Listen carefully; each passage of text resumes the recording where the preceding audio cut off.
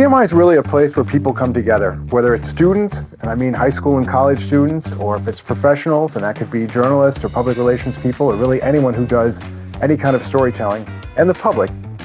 The CMI has enriched my college experience by providing networking events, workshops, and access to industry professionals. This has not only enhanced my academic journey, but also provided a solid foundation to my career in broadcasting.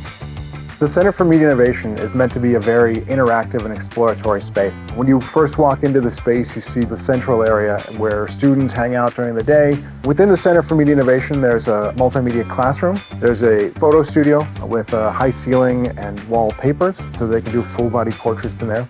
Podcast studio, which is one of our formal podcast spaces. And then the crown jewel of our space is the corner, where we have our video production center. We use it not only for young people who want to build up their skills, but we also bring in professionals from the outside who want to feel what it's like to be on TV before it actually happens.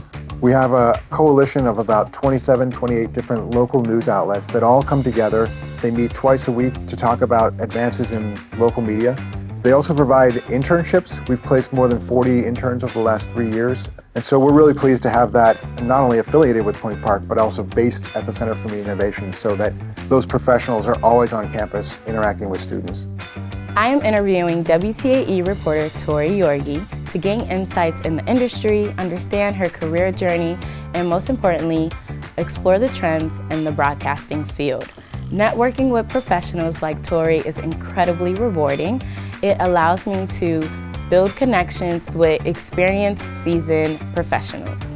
We really believe that the Center for Media Innovation is making a difference in our community, taking the work that students are doing on campus and connecting students with professionals and with the public transforms our region, but also our students.